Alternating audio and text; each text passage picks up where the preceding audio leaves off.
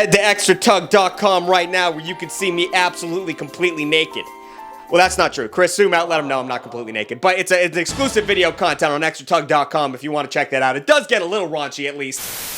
Conspiracies are weird. It's the one thing your blue-haired cousin and your red hat-wearing uncle can both agree about at Thanksgiving. Everyone thinks that something else other than what we've been told is going on, which was proven to me because my last conspiracy video did really well, so now I'm making a sequel. Hee hee. But why do we love conspiracies so much? Well, misinformation experts, which I guess is a job, believe that tragic events make a very fertile breeding ground for conspiracy theories. And it seems like we've been having terrible tragedies every day for the past 20 years, so it makes sense that these things are popping off right now. As humans, we tend to feel uncomfortable with the awful random occurrences, so we've developed psychological biases that help us make sense of these events. The fancy term for this is fundamental attribution error, which means you believe that everything is intentional instead of just, random crazy bullshit happening all the time. So as I go on to explain all the conspiracy theories I'm about to talk about, just know that even though they seem far-fetched, it's just a way for people to cope, and that's how you should look at this video. And I wanted to give that disclaimer because this is darker. The last episode I tried to shy away from the dark things, and now this is like 90% dark shit. So buckle up, kids. We'll start dark light, like a nice brown toast with the Denver airport. This one's a little weird. Depending on which brand of conspiracy theorist you ask, it's either the meetup spot of the Illuminati, New World Order, Freemasons, or the Nazis. It's like the Baskin Robbins of conspiracies. You get a little samples. Oh, delicious. Oh, Nazis? Oh, fantastic. I shouldn't don't put that in the video, Chris. A lot of the conspiracy comes from the freaky ass architecture that comes with the Denver airport. Like, for instance, this gargoyle. Why is that there? What, I'm trying to calm down before a flight and you're gonna show me a literal stone demon? That doesn't seem correct. But apparently gargoyles are there to ward off evil spirits, so I guess that their mentality was correct in that sense. But maybe read the room. This isn't Notre Dame. This is an airport. The biggest airport in America, maybe the world, but it's an airport. And if you think that gargoyles are weird, wait until you see the Children of the World Dream of Peace mural.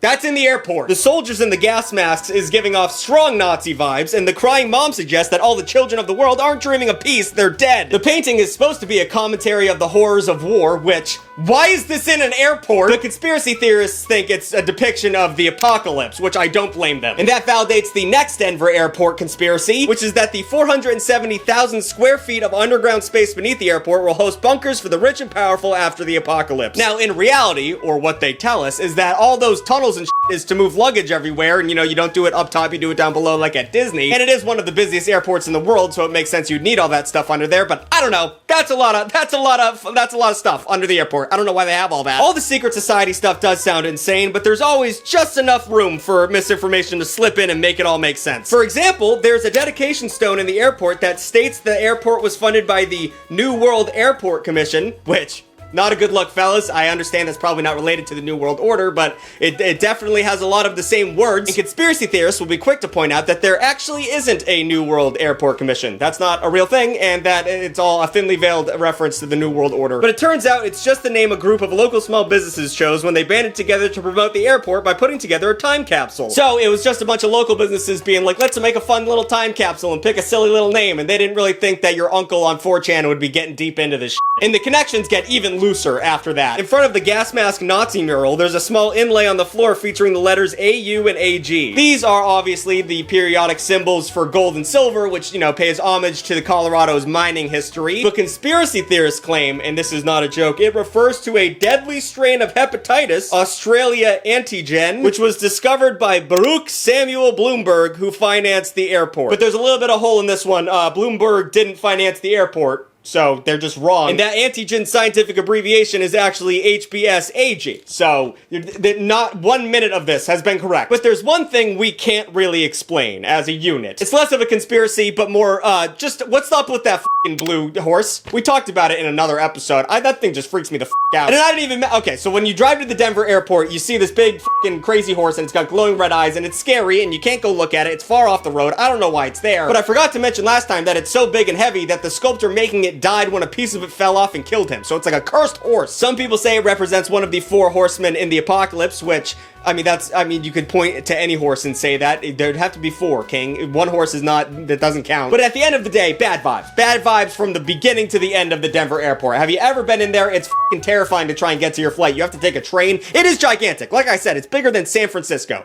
Did I say that yet? I don't know, Chris. I'm losing my mind. Next up in the conspiracy gauntlet is a conspiracy theory that I don't even think it's that far-fetched, but it might not. I don't know. Let's talk about it. Around 2021, the idea of the dead internet theory started making the rounds on, well, the internet, so figure that one out. The conspiracy claims that much of the internet's content and activity is driven by bots and AI, and that most conversations online are between fake accounts winding each other up and spinning their wheels. So pretty much everything you see on the internet was created by and interacted with bots, which isn't that far-fetched. It was found out a couple years ago that 50% of users on the internet were bots.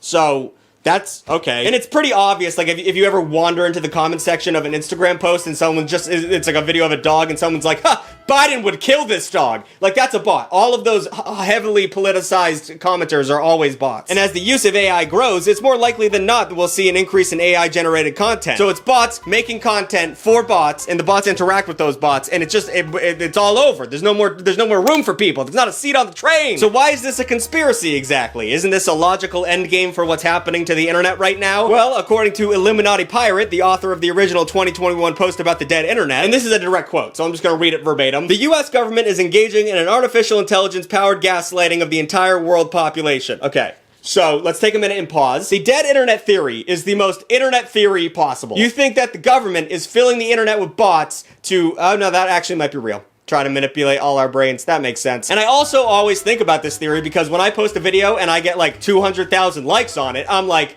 there's no way there's that many people who give a shit about what I'm doing. And this is not me asking you to go to the comments and say, oh, Tucker, you're doing great. Actually, go to the comments and say something because it's good for the algorithm. But at the end of the day, I can't, it's just, you know, half of them have to be bots. I love when a pretty girl comments on my shit saying, Tucker, you're so cute, someone should click on my link. Like, it's a bot. I think it's fun. Anyway, moving on. Even though Illuminati Pirate makes some interesting points, dead internet theory is a classic example of fundamental attribution error. For people who miss the old internet, it's easier to see Web 2.0 and whatever fresh hell awaits us next as an intentional change rather than what it most likely is. Technology's exponential growth shoehorned into every aspect of our lives and then exploited by money-hungry opportunists. To be fair, the gradual and casual destruction of the internet as we know it is a little bit disturbing. It's like one of the biggest inventions we've ever had, and we're slowly rotting it to its core. Like, it's like we just, like, someone invented the printing press and we were like, it's been 20 years, burn that shit. We're done with that, king. But I think the problems with the internet, like AI slop and bots talking to each other, is more of a greed thing than an actual chance to manipulate our brains. But Illuminati Pirate believes that we're in a, quote, strange kind of civil war, and that big tech giants are being used by the NSA. And as with most conspiracy theories, the modicum of truth at the center of this helps spread it a little bit further. But it's clear to anyone who's been on the internet that the internet gets a little bit worse every year from the year before it. And maybe it's just a little bit, you know, more feel good to think that there's a few bad actors that are making it worse instead of all of us collectively destroying this thing as a unit. And that's exactly what's going on. God damn it. However, I do find the dead internet theory to be interesting because it's like the next big thing, you know? Like, I wasn't around for all the old school conspiracy theories, like the 9/11 ones and shit like that. Like, this is cool. I'm here. I'm on the wave. But sometimes it's nice to revisit a classic. Let's talk about lizard people real quick. Or to be more exact, shape-shifting reptilians who take on human form to infiltrate the government. This is a real thing that a lot of people believe, so let's talk about it real quick. The modern roots of this idea can be traced back to the creator of Conan the Barbarian, Robert E. Howard, who wrote The Shadow Kingdom in 1929. The story featured serpent men who would imitate humans and was inspired by the writings of Russian conspiracy theorist Helena Blavatsky, who believed a secret brotherhood of spiritual masters lived underground in Tibet. So, this didn't start out too hot. Science fiction writers like H.P. Lovecraft then popularized the old reptilian idea until a decade later when these horror stories inspired American occultist Maurice Doreal's Emerald Tablets of Thoth the Atlantean, which Doreal claimed was a translation of actual tablets he found in the Great Pyramid of Giza. What the f***? Doreal's pseudo-historical blend of the spiritual themes of Blavatsky and imagery of Howard was a huge inspiration to the father of modern lizard people, David Icke. I don't know. You can't talk about shape-shifting reptilians without this guy. He is the forefather of bringing this to the public. A former soccer player and broadcaster, he has become one of the world's leading conspiracy theorists. According to Icke, or Ick, I don't know how to pronounce this, in 1990, a psychic told him that he would soon be contacted by the spiritual world. In the following year, he was calling himself the, quote, son of the Godhead and talking about the end of the world on British television. Icke, whoever he is, has gone on to publish 20 books, and usually they're a blend of conspiracy theories and spiritualism, but all of the books end up with having one overall thesis, which is, let me quote, interdimensional reptilian beings beings named the Archons have been taking over the planet and created a hybrid race of reptilian shapeshifters called the Babylonian Brotherhood to rule humans by fear. Real, like, people go to jobs and they believe this, and they get to vote. I don't know what's going on. With lizard people as his anchor, he spent the last 3 decades riffing on ideas such as, our dystopian reality is being monitored by Saturn via the hollow moon. The universe is made up of vibrational energy, and the world is just a holographic projection. And that time is an illusion, which at the end of the, like, 2 of those was just like, whatever, whatever, you can't prove it's not real. So the dude who's writing all of this, like, at times he seems harmless, you know, he's just warning people about the Archons and how they're going to melt our brains. But he's also made countless claims that presidents, prime ministers, royalty, celebrities, and bankers are running pedophile rings. And that's not good. These type of allegations have disastrous consequences if we remember Pizzagate. And also, anti-Semitism. That shows up in almost every conspiracy theory if you dig too deep. Icky Ike has accused many high-profile Jews of being lizard people, but he claims that he isn't an anti-Semite because he isn't saying Jews are bad, just that lots of reptilians are posing as Jews and doing bad things. So that's a little bit of a cop-out, I would say. However, he's also said that Jews were behind the slave trade, controlled the KKK, are fronts for far-right groups, and that they funded the Holocaust. So, not a cool dude. Oh, also, he thinks that schools should be teaching Holocaust denial in the curriculum. So, he's a bad guy. This whole thing is so f***ing stupid. But if you think that anti-Semitic pedophile lizard people conspiracy theories are dark, well, now we're gonna start talking about the conspiracy peoples where people die. So, we're just gonna keep plowing through QAnon. That was crazy. I don't know if it's still going, honestly. The news cycle moves so fast that it might seem like an entire lifetime ago, but QAnon played a huge role in right-wing political discourse for 4 years. It was an insane game of, like, an adjacent political Mad Libs that had a vice grip on every boomer in this goddamn country. Which is ironic because this conspiracy theory is so deeply ingrained in internet culture that you didn't think old people would be into it. But my conspiracy theory is that our uncles all got stuck inside because of COVID and they had nothing to do but look at the computer, and our generation is good at looking through the bullshit. We've been raised on the internet, so we can just, like, let that wash over us. They just took it all to the face. Everything they read, they believed. So that's why this so crazy right now. COVID locked up our uncles and they read QAnon. It started on image boards like 4chan and 8chan, with a leader named Q posting drops that claimed a cabal of satanic child and cannibals operates a global child sex trafficking ring. Sounds familiar, right? You know, everyone's looking for that. I'm gonna say a lot in this video, and we're gonna have to bleep it a lot. But there was a crucial twist. QAnon and his followers believed the cannibals were conspiring against Donald Trump. Oh no! Not our boy Donnie Trump! Some less than famous people like Roseanne Barr and Tom Hanks' cool-ass son Chet Hanks. If you don't know who Chet Hanks is, please look him up. He's my favorite person on earth. Why did he pretend to be Jamaican for a while? I don't get it. But they were vocal in their support for QAnon, and all of a sudden it became a legitimate political force. Known dipshits Marjorie Taylor Greene and Lauren Boebert were both unabashed QAnon followers, and now they serve in the US Congress. And look, I'm not trying to get political here. Not known to do that. But we can all agree at this point QAnon was a scam, right? We can all agree on that. Q claimed to be a high-level government insider with top-secret clearance, but we now know that it was the brainchild of a millennial nerd named Ron Watkins. The posts were always nonsense, like he specifically made them to be more of brain teasers and memes than anything that actually said anything. Like, Chris, go ahead and throw up that weird QAnon drop for me. Go ahead. Right? Like, you can glean a million different things from this. Q would also drop some cryptic, fun, political slam poetry. Chris, go ahead and play a little, like, smooth jazz while I read this like a beatnik. We stand, we fight, together. Organized riots being planned. Countermeasures in place. Resistance far smaller than portrayed by mainstream media. Attacks will intensify. You, collectively, are a massive threat. Censorship applied to scale down impact/reach. It's failing. Trust yourself. Public awakening. Q. That was a real post that QAnon did, and people ate that up. It's tempting to ignore QAnon as simply goofy, political version of online conspiracies tailor-made for drunk uncles, but the heightened stakes and, dramatic language had some pretty darn-ass consequences. Like, a third of all Americans believe Joe Biden didn't actually win the 2020 election, which is... like, what do we do? Q stoked fear in the electorate and urged them to get ready for the coming storm and to be prepared for the fight. And then that kind of led to the January 6th, resurrection. What is it called? Insurrection, not resurrection. That led to, like, 6 people dying. So, no, 7 people dying. So, like, it had consequences, this dumbass f***ing online treasure hunt. And American history textbooks are gonna have to put QAnon in them. Like, they're gonna have, like, a QAnon shaman, like, visual. It wasn't real. God damn, dude. And what better way to pivot away from QAnon than talking about anti-vaxxers, because they're the same fucking people. So anti-vaxxers have been around for as long as vaccinations. Calling it a conspiracy theory is almost a misnomer because there's not one, like, unified conspiracy here. Anti-vax conspiracies are really just a blanket distrust of medicine and science that have been around for over 2 centuries. We can trace its roots all the way back to the smallpox vaccinations in the 19th century. Parents in England feared the smallpox vaccine and many protested it. Even clergymen called it unchristian and claimed that smallpox was necessary as one of God's punishments. But the vaccinations were proved successful in saving lives, so they eventually became mandatory for children. This really upset British citizens' sense of individual liberties and also concerned the people because, to be fair, doctors weren't regulated back then and they were feeding children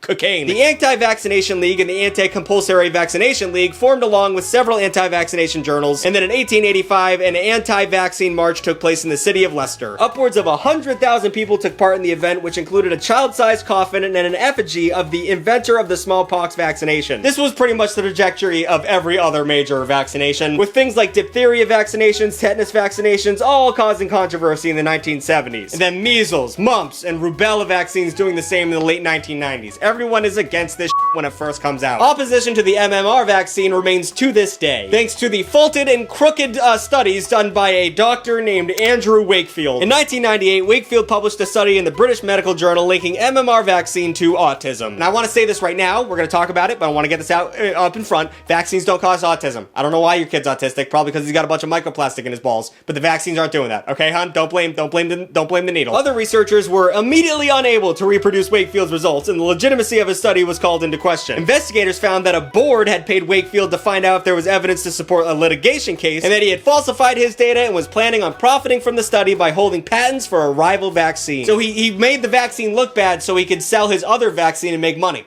There was nothing good in this study. He wasn't doing it for any good reason. Oh, and he was also pretty f***ed up in the way he gathered his fake data anyways. He performed spinal taps on children when they didn't need them. And like, people are going out looking for files of Pizzagate. This is a little bit worse than that. This is real and it actually happened. And this next one's actually real. He paid kids for samples of their blood at his own child's birthday party.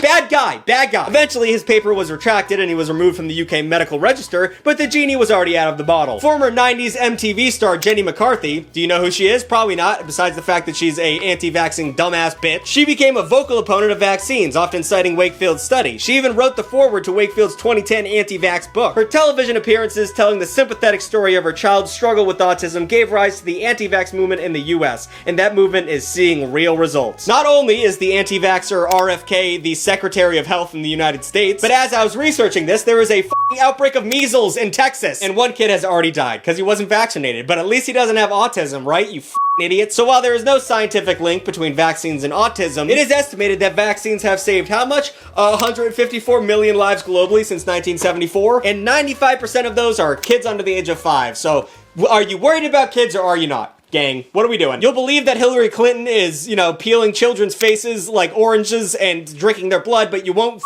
give your kid a vaccine that's gonna save his life? You're stupid. You're a dumb idiot. All right, okay, now this is the darkest we're gonna be talking about. We're at the dark back of the script. So here we go. 9/11. Jumping right in. In case you've forgotten, which I don't know how anyone would do that. On September 11th, 2001, 2,977 people were killed during a coordinated terrorist attack by Al-Qaeda. Jokes aside, it was a terrible generation-defining thing. Like, it was probably the worst thing that I'm going to be alive for. If you were alive during it, you remember where you were. And I was 4 years old, and I remember looking at the TV and thinking it was an action movie, and my mom was crying. That's all I remember. But if you had a frontal cortex, you remember where you were. Like when JFK got assassinated in the 60s. You remember where you were. And I understand having a healthy mistrust of the government. I really do. But generally, when the U.S. intentionally causes harm to our citizens, like MK Ultra, we're really hush-hush about it. But 9/11 conspiracy theorists think that the U.S. government either knew about the attacks and let them happen, or coordinated the events ourselves. Why? Well, so they could take away our freedoms in the name of the national security while establishing an authoritarian government. And the craziest part is that with the Patriot Act and the revelation about the NSA spying on American citizens, they were sort of right, at least about the consequences. So whatever. They were right about that. That's fine. That's fine. And then President George W. Bush used 9/11 to jump into invading Iraq, which seemed a little convenient. And then the country lost privacy altogether in the name of national security. So, it makes you think. But it's like Winston Churchill said, never let a crisis go to waste. These were consequences, not the cause. You understand what I'm saying? It doesn't make sense that the US would cannibalize itself in such a public way. But of course, 9/11 truthers think that they have the truth. Every once in a while, if you're hitting it off with a stranger on some subversive shit, they'll test the waters and ask if you've seen Loose Change. This was a low-budget 9/11 conspiracy documentary made on a laptop in 2005, and some experts consider it the single most popular piece of conspiracy media ever. If you've seen Loose Change, it definitely has a vibe. It's got slow-motion explosion, lo-fi beats, and tons of quotes and clips taken out of context. No wonder indie directors like David Lynch and Kevin Smith mentioned the film during interviews. It was the prototype for YouTube conspiracy documentaries that would come in the following years, using a barrage of footage to draw on the viewer while peppering them with questions while offering absolutely no answers. But if you look at their claims, you can debunk each one. And I'm about to do that real quick. Question: how could the building collapse if steel frames didn't melt? Answer: the steel frames didn't have to melt to lose structural integrity. There was a plane that hit a building. A big ass plane hit a building. Steel loses over half its strength at temperatures over 1100 degrees, and jet fuel can easily reach that. Question: if the Twin Towers weren't a controlled demolition, why were there demolition-like spikes in seismic activity before the building collapsed? Answer: there weren't. That did not happen. This is just one cherry-picked graph that, due to showing the seismic readings over a longer period of time, appears to have a spike. And I could go on. I could go on about all of this all day. You can point to the things they're talking about and shut them down, and then they'll have 5 other misinformed facts to throw at you. My point is that truthers are experts at flooding the zone with questions. They never have to actually prove anything if they constantly put the burden of proof onto you. But these are the same guys who will fold a $20 bill and make it look like 9/11 on the back, like vaguely it looks like 2 buildings burning, and they're like, so, they did it. Like, are you f***ing stupid? Imagine working at the US Mint. Like, think about how many people would have to know about that. Think of how many people down the line. Like, the president, everyone lets 9/11 happen, and then you're just a f***ing worker at the Mint, and they're like, hey, we have to change the design. We have to make it look like 9/11 on the back of this. Don't tell anyone. But sometimes, you know, I enjoy a good... this is the part of the video where I admit I'm definitely a bit of a conspiracy theorist. I've been acting slightly detached from every conspiracy we've talked about in terms of, you know, keeping up the flow of the video, but you're all about to hear what kind of guy I am, because this next conspiracy theory is that motherfucker didn't kill himself. Epstein, no fucking shot that dude killed himself. And that's technically a conspiracy, but like, no, it's not. It's so obvious that it's one of the few things that unites everyone on the case. At one point, 45% of Americans believe this disgraced financier and convicted sex offender was murdered in his jail cell. It's just so convenient that the night he supposedly hung himself, all of the cameras went down and the guards on duty were asleep? All of them? I don't know how many guards are in a prison, but can't be less than 3. Epstein's death was quickly ruled a suicide by the city's medical examiner, but a pathologist hired by Epstein's family observed injuries during the autopsy that are more consistent with homicidal strangulation, which is interesting. But also, imagine being Epstein's, like, sister. That must be a crazy life. The guards responsible for watching Epstein were charged with conspiracy and record falsification, and a Justice Department watchdog laid the blame on staffing shortages. But, I don't know, dude. I don't know, you know? Maybe I'm falling victim to that old fundamental attribution error, but between the sketchy circumstances surrounding his death and the powerful people he had a relationship with, which has not been released yet, we have the names, they just won't release them, I can't help but think that it would be in a lot of people's interest if this motherfucker died instead of singing like a jailbird. It's already known in the 90s Epstein used his relationship with Victoria's Secret CEO Les Wexner to gain access to young models, and Epstein's connections ran deep, and let's just say we're less than savory. You know, Michael Jackson, Prince Andrew, Kevin Spacey, Bill Clinton, Donald Trump, like the dream team of sexual predators, the Mount Rushmore. And I think it's crazy that Trump supporters are like, show us the names, show us the names. Like, there's so many pictures of, Chris, put it up, I always do, Chris, please put this up. There are so many pictures of your guy with this dude. Like, even if he wasn't going to the island, dude, like, he's homies with this guy. They probably talked about some shit. It wasn't all business. I mean, I get it, rich people hang out, but like, that's a lot of pictures with this guy. Remember how pissed we were when we found out Ellen DeGeneres was friends with George W. Bush? This is that times a billion. But there's just no way that everyone who went to that island when it was innocent. Everyone's gonna have a scapegoat story, but like, at the end of the day, King, one of you was doing the shit.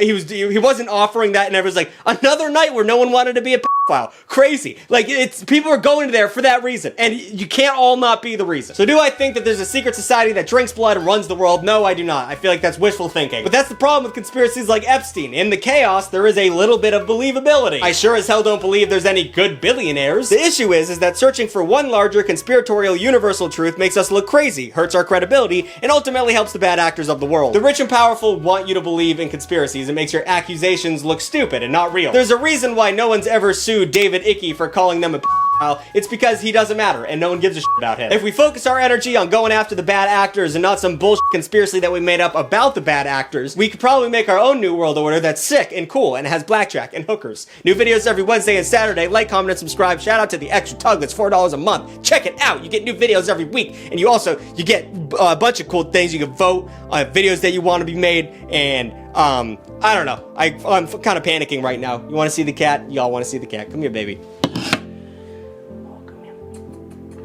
Oh, you don't want to come down. Okay, well, I'll bring the camera up to you then. How about that, huh? They want to see you. Oh, look at those ferocious fangs. Look at those ferocious fangs. Bye.